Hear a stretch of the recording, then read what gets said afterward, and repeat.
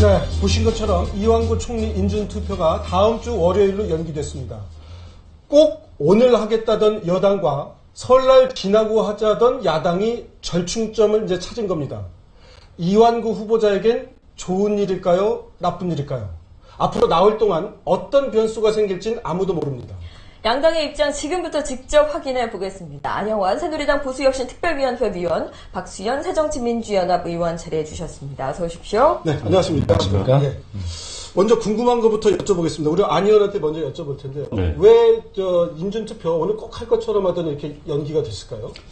일단 가장 큰 건 정의와 의장의 의지가 많이 작용하지 않았을까 싶습니다. 사실 새누리당 입장에서 보면은 본래 의사 일정이 야당과 협의했던 것이 오늘 본회의를 처리하기로 약속이 돼 있었습니다. 그래서 약속대로 하자는 주장이었고, 야당은 연기하자는 주장이었는데, 이제 정의와 의장이 본회의는 열긴 열었지만은, 정의와 의장은 아무래도 현재 청문 보고서가 여야 합의대로 채택을 원한다. 이제 이걸 원했었거든요. 그런데 여야 합의대로 안 될 경우, 근데 청문 보고서 채택이 안 되면은 3일 후에 자동으로 부의가 되도록 되어 있습니다. 본회의에. 그래서 그런 기간들을 고려해서 하는 거고, 또 하나는 야당에게 어느 정도 배려하는 모습을 보여주겠다는 생각도 있었을 겁니다. 여당 의원수 혹시 부족하진 않았어요?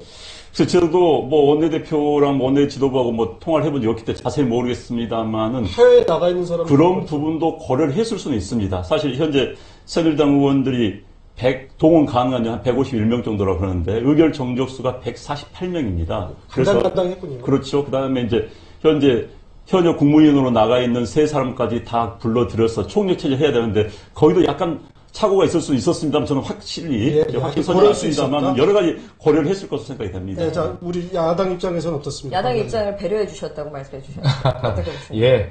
어쨌든 오늘 일단 오면서 보니까 16일로 본회의를 연기하는 잠정 합의했다 이렇게 나오지 않습니까? 근데 저희들은 원래 이 이완구 총리 후보자가 총리로서 좀 부적격이다라는 결론을 내부적으로 내리고 있었던 건 다 알고 계시는 일이고요. 그래서 이 문제를 일단은 바로 오늘 처리하는 것보다는 좀 시간을 가지고 국민들이 판단을 좀 한번 받아보는 것이 좋겠다. 그것이 국민에 대한 도리다. 네. 이런 생각을 하게 된 것이죠. 어젯밤 자정까지 그렇게 총리 후보자의 많은 문제점들을 야당에서 거론하고 국민들께서도 아직 풀리지 않은 의혹이나 자료 제출 같은 거 되지 않은 상태에서 바로 오늘 본회의를 열어서 처리하는 것은 국민에 대한 도리가 아니다 이런 판단을 했고요. 그래서 저희는 설날 이후로 이걸 좀 연기했으면 좋겠다 이렇게 의장에게 제안을 했는데 아마 의장께서는 그런 여러 가지 양당의 입장을 고려해서 16일, 7일 그 언저리면 양쪽의 입장을 충분히 배려한 게 아니겠느냐 이런 정도 입장으로 이제 16일 잠정 합의는 된 것 같습니다. 네. 야당 입장에서는 이제 좀 며칠 있다 보면 부정적인 여론이 좀 확산되고 그게 이제 각 언론사의 여론조사로 나오면 막기가 좀 더 수월해지지 않을까.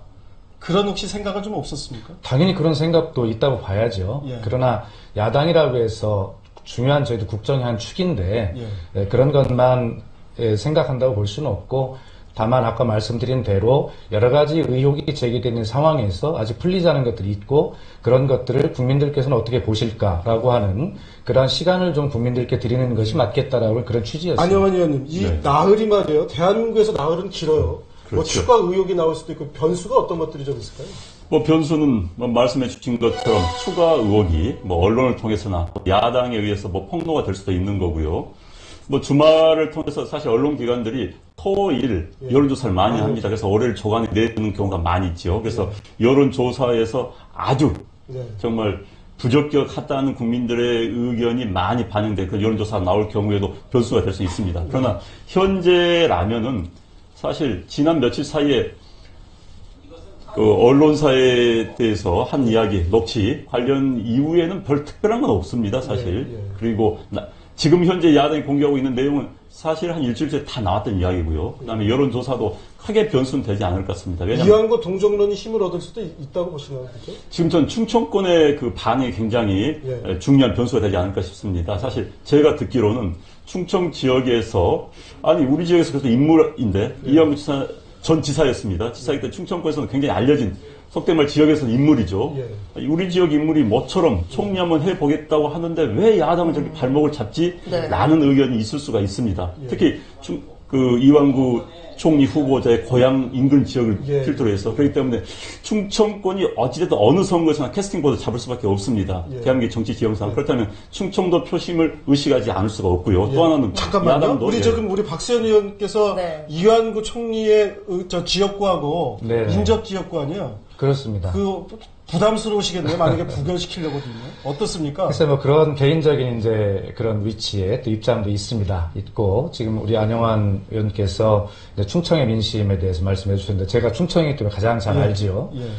자기 지역에 총리가 나온다는데 반대할 예. 국민은 없겠죠. 예. 그래서 기대가 컸고요. 네. 그래서 처음에는 또 이완구 이 후보자께서 충남도지사도 오래 하신 분이고 공직을 하도 오래 하신 분이어서 굉장히 안정감이 있고 아마 총리가 되시면 박근혜 정부의 이 3년차 국정 운영에도 상당히 도움이 될 것이다라고 하는 그런 생각을 가지고 있었고요. 예. 저희 새정치민주연합에서도 처음에는 뭐 당연히 될 가능성이 많다라고 하는 그런 어떤 긍정적 어떤 예. 생각을 가지고 임해서 그런 시그널들을 많이 좀 드린 것이 사실입니다. 예. 예. 우선 저부터도 제가 청문위원으로 선임이 됐었고요. 예.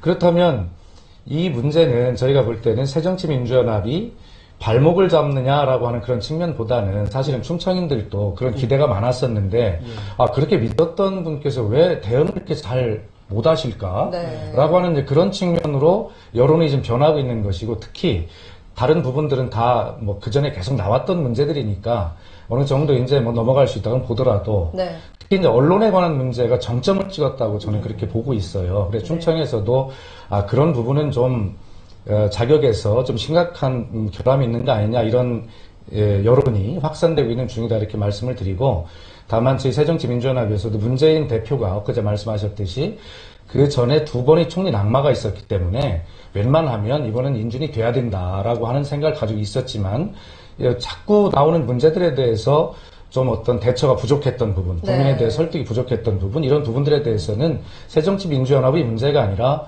후보자 스스로의 문제가 아닌가 이런 생각을 좀 안타깝게 그럼 하고 박 있습니다. 의원님께 여쭤보고 싶은데요. 그러면 이완구 총리 후보에게 제기된 그런 의혹들이 총리로 임명될 수 없을 만큼 치명적이라고 보시는 거죠? 예, 지금 저희 오늘 의총에서 이렇게 결론을 냈습니다만 저희는 부적격이 맞다 이렇게 합의가 돼 있고요. 지금까지 나왔던 모든 그 공직 후보자가 가지고 있던 그런 문제들을 아마 종합적으로 다 거론이 되는 그런 수준이다. 이런 것들이 저희 당의 특히 청문위원들의 의견이었습니다. 우리 안 의원은 어떻게 생각하세요? 이게 도저히 안 되겠다예요? 아니면 뭐 이 정도 의혹은 뭐 좀 흠결은 있지만 뭐 가능하다. 어떻게 보세요? 네. 저도 뭐 생각했던 것보다는 많은 내용이 나왔던 것 같습니다. 그런데 이제 현재 최근 사실 우리 한국사 언론이 굉장히 무섭지 않습니까? 예. 언론의 신비를 건드린 것이 녹취록 문제였죠. 그래서 이제 그게 또 언론에서 굉장히 확대됐다는 느낌을 전 받고 있고요. 근데 이제 현재 의혹들이 사실 저도 문제는 있다고 봅니다. 그러나 현재 정치 상황, 현재 총리가 3번이 낙마를 했습니다. 현 정부 들어서. 사실 총리라는 공직은 임명직 가운데서 가장 정치적이고 가장 정무적인 자리입니다. 그렇다면 정무적인 자리라는 것은 여러 가지 정치적 상황을 고려하지 않을 수가 없는 자리입니다. 그래서 현재 정치적 상황을 고려한다면 총리로 임명할 수밖에 없다는 것. 정치는요, 최선이 안 되면 차선을 선택하는 겁니다. 차선으로는 괜찮다라고 보시는 거죠? 그럴 수밖에 없죠. 지금 상황에서는 근데 정치적 돼도 상황에서는. 이 상처뿐인 승리는 아닐까요?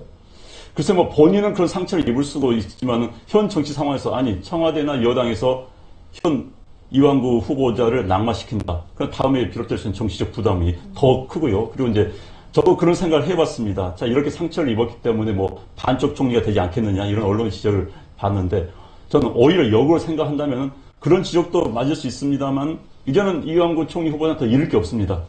오히려 더 소신 있는 발언을 할 수도 있는 거고 오히려 더 이런 불명예를 싣기 위해서 더 열심히 일할 수 있는 그런 계기가 될 수도 있습니다. 그래서 그건 보기 나름이겠죠. 긍정적으로. 야당은 말이에요. 제가 진짜 궁금한 게 네. 그 이완구 총리 후보자를 어떻게든 막을 겁니까? 아니면 그냥 열심히만 막을 겁니까? 예, 지금 현재 국회 선진화법이 작동하고 있는 제도 하에서 저희가 실질적으로 막을 수 있는 그런 어떤 현실적 수단이 있지 않습니다. 그렇기 때문에 저희는 아마 이런 선택을 하게 될 것입니다. 16일 날 저희가 본회의가 열리게 되는데 아마 저희는 이미 부적격 결론을 냈기 때문에 저희가 아예 본회의장을 들어가지 않고 시나리오 1 안 예, 들어갔다. 그렇습니다. 안 들어가고 보이콧하는 방법이 있을 것이고 두 번째는 본회의장에 들어가서 아마 이건 인사 문제이기 때문에 찬반 토론을 할 수 없고요.